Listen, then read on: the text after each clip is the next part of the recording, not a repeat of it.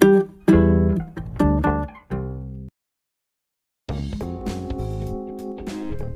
Lanka adalah sebuah negara pulau yang terletak di benua Asia bagian selatan atau Asia Selatan. Negara ini berbatasan laut dengan India di sebelah barat laut dan utaranya, dan di sebelah barat dayanya berbatasan dengan Maladewa. Tapi sebelum lanjut ke video, jangan lupa untuk klik like, subscribe, dan aktifin lonceng notifikasinya ya. Sri Lanka memiliki luas wilayah sebesar 65.610 km persegi dengan jumlah penduduk sebanyak 23.044.123 jiwa pada tahun 2021. Sejak kemerdekaannya dari Inggris pada tahun 1948, Sri Lanka mengalami krisis ekonomi yang sangat parah sejak akhir Maret 2022. Negara itu mengalami kekurangan makanan, bahan bakar, dan kebutuhan pokok lainnya yang akut. Krisis Sri Lanka menimbulkan kesengsaraan rakyat yang meluas. Sri Lanka mengalami kebangkrutan dan pemerintah menerapkan darurat nasional. Diumumkan bahwa Sri Lanka gagal bayar hutang 51 miliar dolar Amerika Serikat atau 732 triliun rupiah yang dipinjamnya dari luar negeri.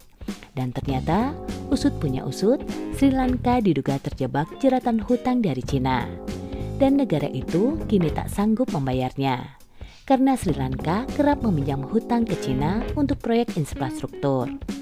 Cina dikenal sebagai pemberi hutang untuk proyek pembangunan infrastruktur sejumlah negara.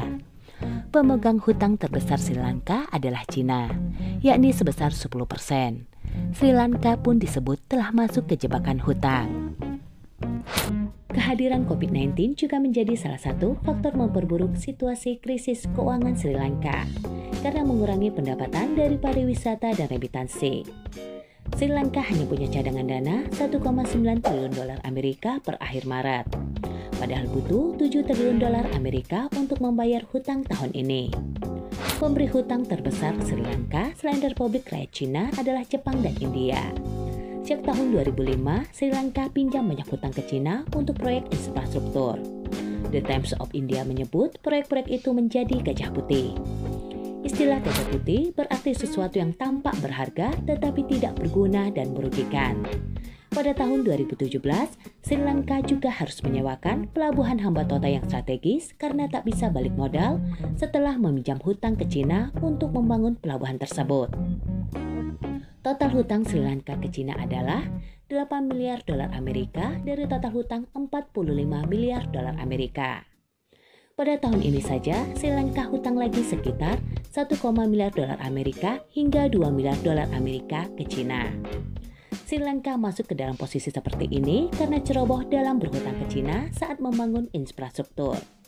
Cina juga dilaporkan menolak permintaan Sri Lanka untuk menjadwalkan ulang atau penawaran konsesi sebagai pembayaran.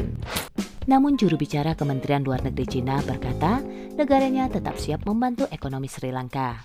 Akibat krisis ekonomi ini, Sri Lanka kekurangan barang-barang penting yang parah dan melakukan pemadaman listrik secara teratur. Pemerintah Sri Lanka akhirnya mengumumkan menangguhkan pembayaran semua hutang luar negeri, yang akan membebaskan uang untuk mengisi kembali persediaan bensin, obat-obatan, dan kebutuhan lainnya yang sedikit. Pengumuman gagal bayar hutang luar negeri itu akan menghemat Sri Lanka sekitar 200 juta dolar Amerika dalam pembayaran bunganya. Dan uang itu akan dialihkan untuk membayar impor penting. Inflasi di Sri Lanka saat ini berada dalam titik tertinggi, yakni sebesar 17,5%. Harga-harga kebutuhan pokok 1 kg melonjak hingga 500 rupiah Sri Lanka dari harga biasa 80 rupiah. Di tengah kelangkaannya, satu paket 400 gram susu bubuk dilaporkan seharga lebih dari 250 rupiah, dari yang biasanya sekitar 60 rupiah. Pengecer bahan bakar minyak atau BBM utama di Sri Lanka menaikkan harga sekitar 35%. Pengecer bahan bakar menaikkan harga solar sebesar 75 rupiah menjadi 327 rupiah per liter.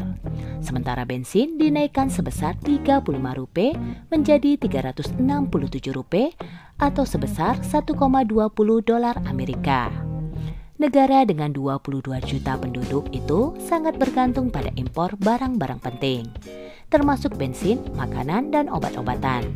Dalam keadaan terdesak seperti ini, Gubernur Bank Sentral Nandalal Weerasinghe mendesak warga Sri Lanka yang berada di luar negeri untuk mendukung negara pada saat yang genting ini dengan menyumbangkan devisa yang sangat dibutuhkan. Pemerintah mendesak warganya di luar negeri untuk mengirimkan uang ke rumah guna membantu membayar makanan dan bahan bakar. Situasi yang sulit ini telah memicu kemarahan publik dan orang-orang turun ke jalan untuk melakukan protes. Mereka menuntut pemerintah Rajapaksa agar mengundurkan diri. Aksi protes jalanan terhadap kekurangan bahan bakar, listrik, makanan, dan obat-obatan telah berlangsung selama lebih dari sebulan.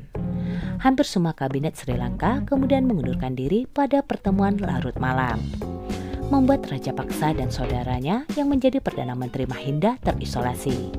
Rajapaksa menawarkan berbagi kekuasaan dengan oposisi tetapi ditolak. Seluruh kegiatan trading dihentikan di bursa saham Sri Lanka saat itu. Gubernur Bank Sentral menolak seruan Rajapaksa untuk mencari bailout dari Dana Moneter Internasional dan mengumumkan pengunduran dirinya. Masalah Rajapaksa semakin rumit dan dalam ketika Menteri Keuangan Ali Sabri mengundurkan diri hanya sehari setelah diangkat. Rajapaksa juga kehilangan mayoritas parlementernya karena mantan sekutu mendesaknya untuk mundur. Dia lalu mengumumkan keadaan darurat.